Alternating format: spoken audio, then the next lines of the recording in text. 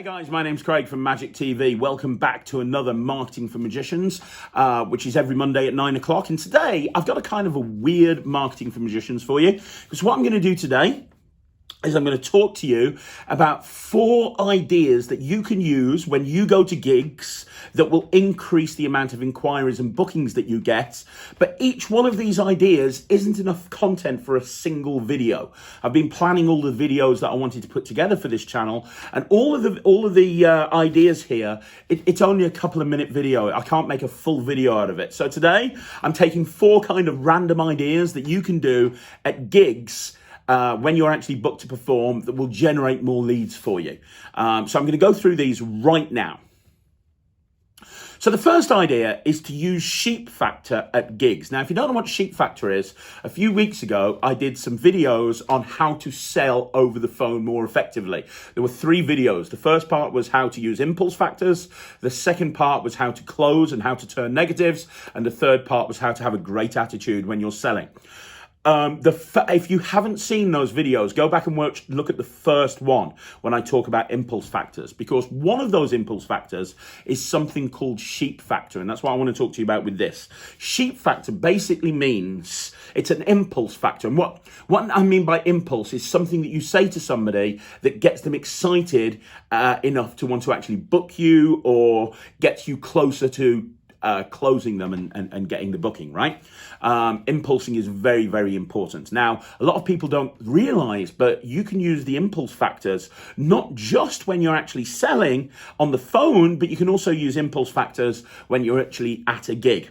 So sheep factor is all about telling people how everybody else is doing the same thing. And the analogy I always use is if you lived in a street and every single person had a red Ferrari, you would want a red Ferrari as well. You know, it's kind of that whole keeping up with the Joneses thing. You know, it's why neighbors, my neighbor's got a big garden, I want a big garden. My neighbor's just put a pond in, I want to put a pond in, whatever it may be. I remember when I was a kid, I lived with my mum and dad and the neighbors next door. My dad used to do something and my neighbors did it 2 weeks later. And it's kind of that whole keep up with the Joneses type thing.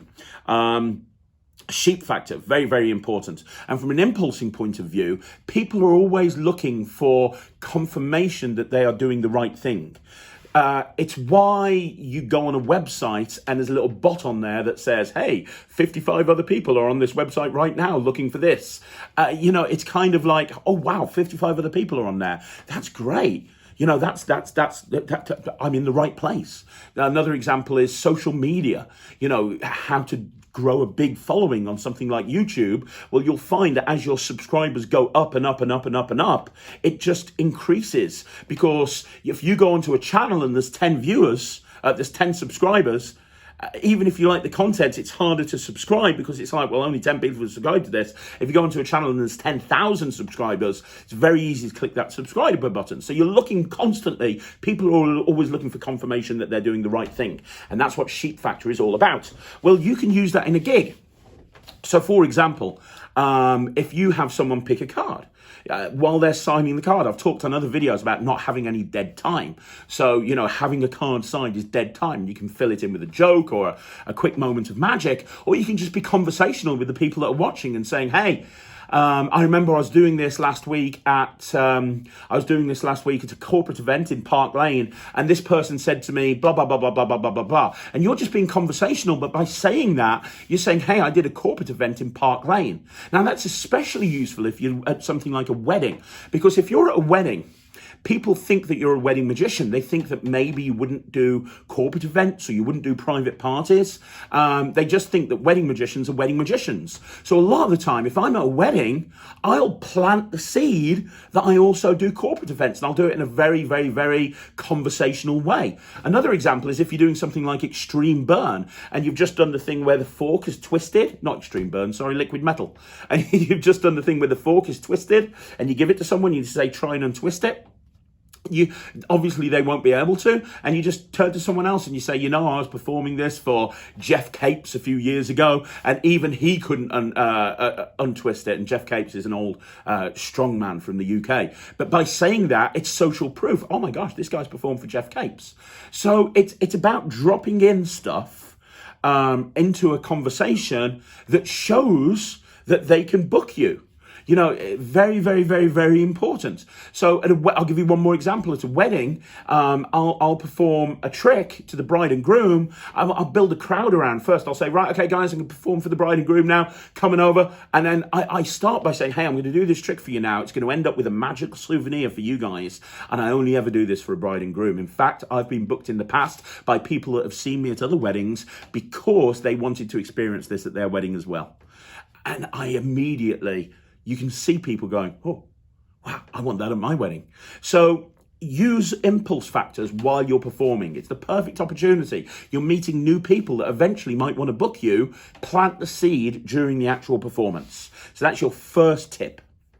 The second tip I've got for you may be obvious, but it's amazing how many people don't do it, which is use magic tricks in your performance that increase social media followers.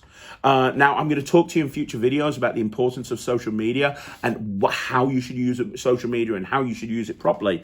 But the point here is there's lots of tricks that you can do in your act that increase social media, and you really should do it. So one trick that I do all the time, for example, is Instagram. If you don't know what Instagram is, you have someone name a card, they open up your Instagram account, and there's a picture of a folded up card, and you take their phone, you pull the card out of their phone, you show it them, and it's their card that they named. It's beautiful. And I use that all of the time, not only because it's a great trick, but also because it allows me to get another follower on Instagram. And how I'll do that is I'll use the line at the very beginning. Can I borrow your phone? Is that okay? Wonderful. Can you open it up for me? Perfect. Now, do you see Instagram? Have you got Instagram? You have. Can you open it up for me? Wonderful. Can you search Slightly Unusual on there? That's great. That's my name now. That's my company name, Slightly Unusual. Can you see something really odd about that Instagram account? You're not following me. Boom. And I just jokingly press the button, but they always continue to follow me. And I've had people in the past message me on Instagram and say, hey, I met you at the 30th birthday party 6 months ago. Are you free to do a wedding or whatever it may be? But they might have forgotten about me if I didn't do that and get them following me on Instagram, because then I'm giving them social proof. So because they're following me on Instagram, they're going to see they're going to see pictures of me at events. They're going to see videos of me performing at events. And it's just social proof. It shows them that I'm busy and I'm doing a good job. And they've got my details for the next time they need a magician, they'll contact me. So make sure that you're using tricks in your act that helps get you social media followers. Okay, idea number 3 is something that was told to me many, many years ago by Kennedy, who's a very smart marketer and also mentalist based in the UK. And he introduced me to an app called Touch Notes. It's available on both the App Store and Google Play. Look it up, Touch Notes. And what it allows you to do is send a postcard or a greeting card next day delivery to anywhere you want. You can have an address book full of places. So off your phone. So I can open up the app. I can select a photo from my photo album. I can then just write something in there. So I can just write, hey, write something. And then I can select if I want it as a postcard or if I want it as a greeting card. And then I can just hit send and put the address of where I want it, which will be printed on there. And boom, it gets sent off. Now, this is, and also it's very, very cheap. It costs £1.39 per postcard. That's to have it created, designed in full colour, both sides, and next day postage.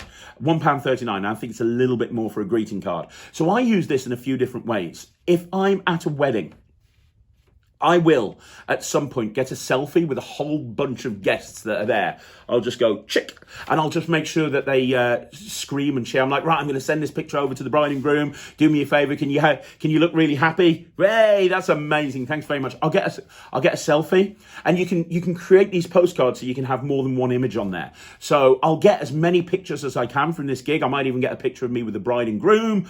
I'll get a few different pictures, reaction shots, people happy, and then what I'll do is literally just before I leave the gig, I'll open my touch note app, I'll open Postcard, I'll put 4 pictures in there, make them look really nice, put in the address, the client's address, which I'll already have obviously because they've booked me, and I'll just put a note in there going, hey guys, thanks very much for the booking. I had an amazing time. So did your guests. I'm here again if you need me. Hit send. I can't tell you the amount of times that I have had clients rebook me because they've had this postcard come through. They think it's a lovely touch. And I always get a message, an email, a WhatsApp, a text message from that client saying, oh my gosh, that was an amazing thing to do. Thank you so much. We just got your postcard. Now, the other way you can use it is if you're working with an agent. When I work with an agent, especially an agent that's important to me, what I will do is I will always, without exception, when they send me to a gig, I will do the same thing and I'll send it to the particular sales rep at the agency that sent me the gig. So they've given me this gig, I will send a postcard to the agent, marked to that particular sales agent, and I'll send them a message back saying, hey, just to let you know, everyone loved it, gig went great, thanks for the work, speak to you soon, bye. And so imagine it from the sales rep for that entertainment agency. You know, they're booking people in all of the time. And one of the things with entertainment agencies is making yourself visible. Make it so that they want to call you over everyone else. And I can talk to you about how to manage agents if you want me to. Let me know in the comments. But imagine it from their point of view. You know, they've sent 30 or 40 acts out over the weekend, whatever it may be. And then on the Monday when they come in, they've got a postcard from me and me alone. With pictures of the gig and hey, it went really, really well. And then they get more and more and more. I remember going and seeing an agent once, they wanted to speak to me and I looked around and all of their desks had postcards from me. I'd sent so many postcards to them. It's a really nice thing to do and it's a way of getting you in with the agent so that when they get work, they pass it on to you. Massive tip right there. And then finally, the 4th point that I want to leave you with is get lots of videos. One of the best things that you can do from a social proof point of view is post videos of you performing at gigs. Now, obviously, you're not going to take your own videographer around with you. So how do you do this? Well, I get videos at every single gig I do. Every single gig I do, I get videos. And how I do it is I speak to the bride and groom beforehand. Let's say it's a wedding or whatever. I speak to the bride and groom beforehand and I'm like, hey, you guys might be a little bit too busy for me to perform for you, or you might only get a chance to see one trick. So what I'll try and do is I'll try and get some video footage and I'll put it on Facebook for you guys. Is that cool? And they go, yeah, brilliant.